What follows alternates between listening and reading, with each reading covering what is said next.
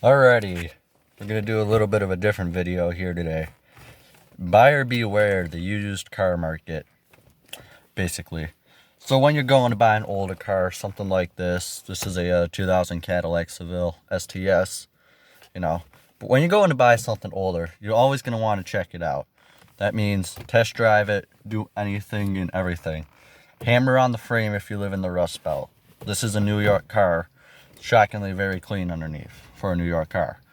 But when I went to go get another Cadillac that I was interested in, it was a 1994 Cadillac Sedan DeVille. The whole underneath was rotted. The body looked amazing.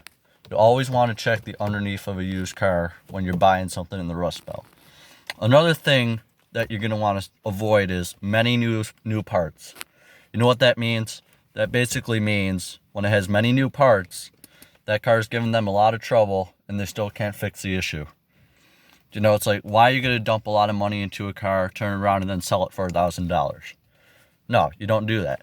Or when you put brand new tires on something. Unless you're a car flipper that's actually trying to make a profit, you're not going to go around and sell your daily driver after you put new tires on it, right? Okay. Another thing is, always start the car, test drive it. You get the idea.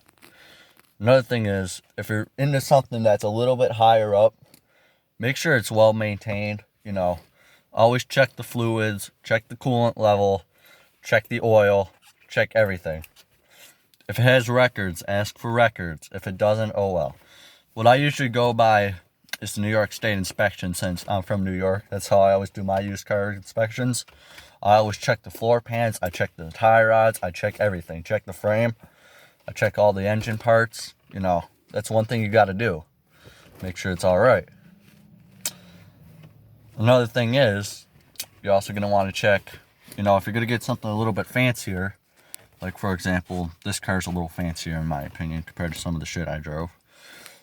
Always check that the power windows will go down, will go back up. Always check if it's ever been in an accident, look for body filler.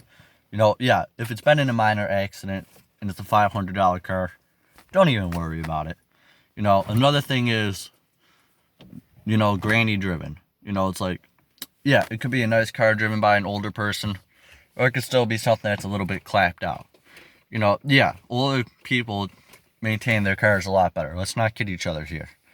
But, you could go ahead and just look at a lot of this stuff that you find on Craigslist, Facebook Marketplace, Kijiji for you out of not American people, like Canada, for example.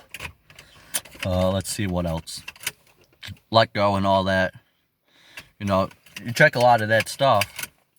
It's always going to be a lot of the same sayings. Low mileage. Yeah, this car, for example, has close to 107,000 on it.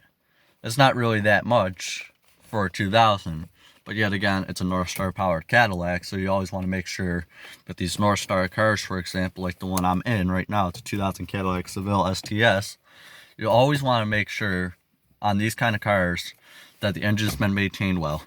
On this exact car, I believe everything's been done to it, so hence why the head gasket isn't blowing on it. I also don't beat the piss out of it. I also take good care of it. Religious oil changes, everything. Another thing, though, is low mileage. A car could have 30,000 miles and look like a complete unmaintained piece of shit. Just remember that. Another thing is, let's see, backseat area. People say on older cars the backseat's never been sat in. I do believe that sometimes. But, it's like, to prove that is, you always make sure it looks decent, all that. Let's see what else is there. Basically, when you're checking out a used car, always, like I said, get under it. Get under that thing. I don't care if you have to take it to a dealer, put it up on a lift, jack it up, do anything. Just get under it, make sure it's solid. Check the brake lines, check the brakes, check the fuel lines. And of course, if you're going to have a car that's sitting for a while, like this one was, this car sat about a year at a police impound lot before it went to auction and I got it. Always, make sure if it's been sitting, replace all the brake lines, replace all the fuel lines, do everything. Coolant lines, all that. Power steering lines, replace those. Another thing is, if you're gonna get a car that's been sitting, always check under the dash for the wire and make sure none of the wiring's been chewed up by mouse or anything, rodents. Let's see. And if you get something that's a little bit more maintained, check the records. Make sure it's like, if you want something that's really decent, make sure it's been maintained at a dealer or a high representative shop in your area. Let's see. Also, if you're buying something that you're going to use on the road every day, don't fall for the highway mileage crap or the city mileage crap. There's no way to prove that. Like, I could say that I just drove this car on the freeway 500 miles and it didn't break down. I have no video evidence, nothing. How am I going to prove that to people? It's like you're just going off a seller's word. And a seller is going to do anything to get that car off their property if they want it off really bad. Let's see. Always try to get them down too. If you're going to try to get a decent car, bring the asking price in cash, but try to haggle them down. Like, don't full on lowball them. It's like the ones that say, I know what I have. It's like, yeah, for example, you could have like an 89 Cutlass convertible or whatnot. One of those went through Barrett-Jackson for 30 grand. That just means that car is worth 30 grand. That doesn't mean every single Cutlass Supreme convertible from the late 80s, early 90s is worth 30 grand. Yeah, it's getting up there in value. I know that, but yet again, it's like you're taking a full rotted out car to and selling it at Barrett-Jackson price. What the hell? It's... Another thing is, always look for a decent deal. It's like, you can roll up on this place and it could be an older person, selling a car for $800. It's like brand new. What I would do out of the kindness of my heart? Give them a little extra money. If it's a decent car, everything checks out, and they want a low price for it, something that's too low in your opinion, always hand them like another $200 or whatnot. It's the right thing to do.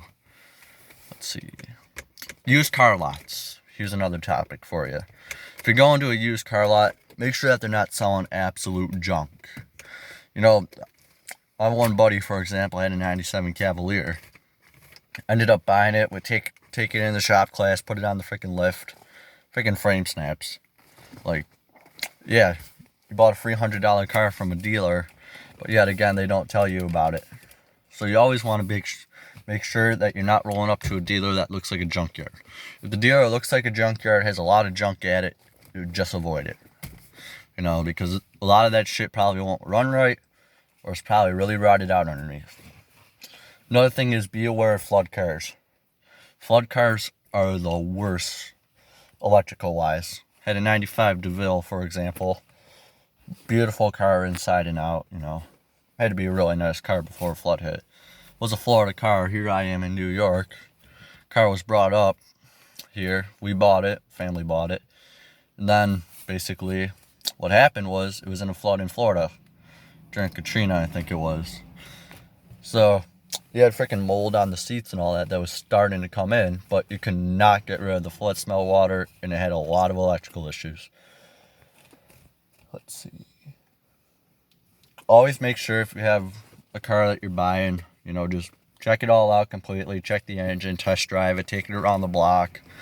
Don't really beat on it hard, but, just like gas it a little bit harder, Just make sure it's going to run decent.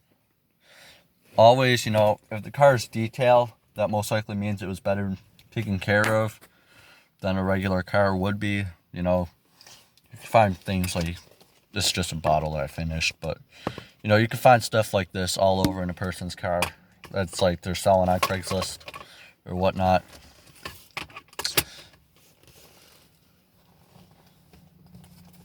But then, yet again, you get the idea. Always get something that's a little bit better detailed. Get something with a little bit lower mileage. If you want something older and you live in the Rust Belt like me, get something from out of state if you really want it. Alright, thank you for watching. Bye-bye.